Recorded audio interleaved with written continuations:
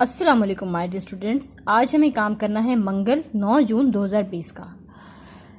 میں آپ کو پڑھا رہی ہوں جماعت پنجم کا مضمون اسلامیات۔ آج ہم نیا سبق سٹارٹ کریں گے۔ ہمارے سبق کا نام ہے رواداری۔ آج ہمیں اس سبق کی ریڈنگ کرنی ہے پیج نمبر 61 کی۔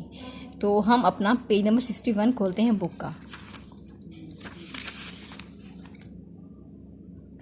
یہ بک کا پیج نمبر 61 رواداری۔ رواداری سے مراد کسی کی ایسی بات کو برداشت کرنا ہے جو ہمارے مزاج کے خلاف ہو۔ مثلا اسلام کے سوا کوئی دوسرا مذہب رکھنے والے کی بات سننا اور اسے اپنے عقیدے پر قائم رہنے کا حق دینا رواداری کہلاتا ہے۔ کسی دوسرے عقیدے والے سے اپنی بات طاقت کے ذریعے منوانا رواداری کے خلاف ہے۔ اسلام اس بات کی اجازت نہیں دیتا کہ لوگوں کو اپنا مذہب چھوڑنے پر مجبور کیا جائے۔ قرآن مجید کا واضح حکم ہے کہ دین کے معاملے میں کوئی جبر نہیں۔ یہی وجہ ہے کہ اللہ تعالیٰ نے انسان کو اختیار دیا ہے کہ چاہے وہ ایمان لا کر مومن بن جائے اور چاہے تو کفر کی راہ اختیار کر کے منکر بن جائے۔ رواداری سیرت طیبہ اور اسوہ حسنہ اصحابہ رضی اللہ عنہ کی روشنی میں، مطلب حضور پاک صلی اللہ علیہ وسلم کی سیرت طیبہ کیسے تھی اور اصحابہ کی کیا طریقے تھے رواداری کے متعلق۔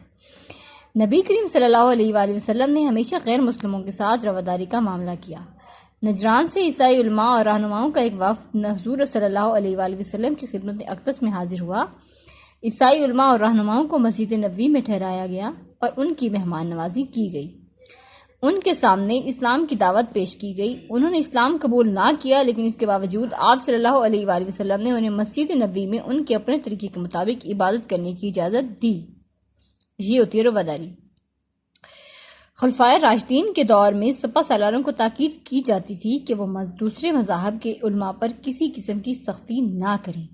چنانچہ حضرت عمر فاروق رضی اللہ تعالیٰ عنہ نے غیر مسلم رعایا کے جان، مال اور مذہب کے حقوق کو محفوظ بنایا۔ حضرت عمر فاروق رضی اللہ تعالیٰ عنہ کے زمانے میں بیت المقدس کے عیسائیوں کو واضح طور پر بتایا گیا کہ ان کی عبادت گاہوں کو کوئی نقصان نہیں پہنچایا جائے گا اور مذہب کے معاملے میں ان پر کوئی جبر نہیں کیا جائے گا۔ حضرت عمر فاروق رضی اللہ تعالیٰ عنہ نے ایک غیر مسلم بوڑھے کو بھیک مانگتے ہوئے دیکھا تو آپ رضی اللہ تعالیٰ عنہ نے پوچھا، تم بھیک کیوں مانگ رہے ہو؟ اس نے کہا، مجھ پر اتنا جزیہ لگا دیا گیا ہے کہ میں ادا نہیں کر سکتا۔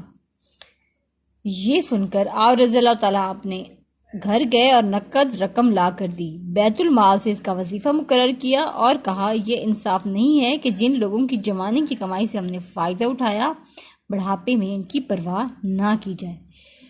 مطلب ہمیں کسی کی بھی کوئی بات بری لگ رہی ہوتی ہے لیکن ہم سے برداشت نہیں ہو رہی ہوتی، ہمارے مزاج کے خلاف ہوتی ہے، یا کوئی ہمارے مذہب کے عقیدے کے خلاف بات ہو رہی ہوتی ہے، اس مطلب ہمارے مذہب کی نہیں ہوتی ہے، ہمیں دوسروں کے مذہب کی سننی پڑ رہی ہوتی ہے، تو یہ ہوتی ہے رواداری کہ اس کو برداشت کرنا، اپنے پھر بھی ان کی بات سن کر بھی اپنے عقیدے پر قائم رہنا، وہ رواداری کہلاتا ہے۔ اسلام جو ہے کبھی بھی زور زبردستی کی اجازت نہیں دیتا، نہ ہمارا مذہب ہمیں اس بات کی اجازت دیتا ہے کہ کسی بھی دوسرے کو جبر کر کے مذہب چھوڑنے پر مجبور کیا جائے۔ ٹھیک ہے، قرآن مجید میں یہ واضح حکم دیا گیا ہے کہ دین کے معاملے میں کوئی جبر نہیں ہے۔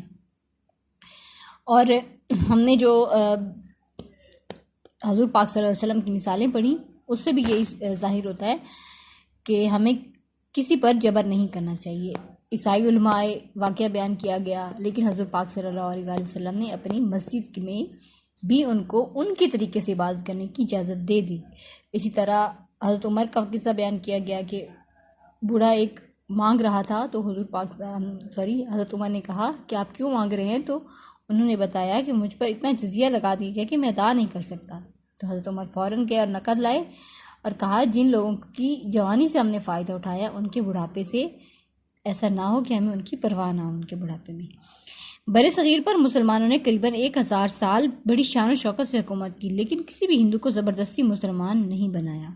اگر وہ ایسا کرنا چاہتے تو بر صغیر میں ہندوؤں کا نام و نشان تک نہ ملتا، لیکن مسلمانوں نے کمال رواداری کا مظاہرہ کیا۔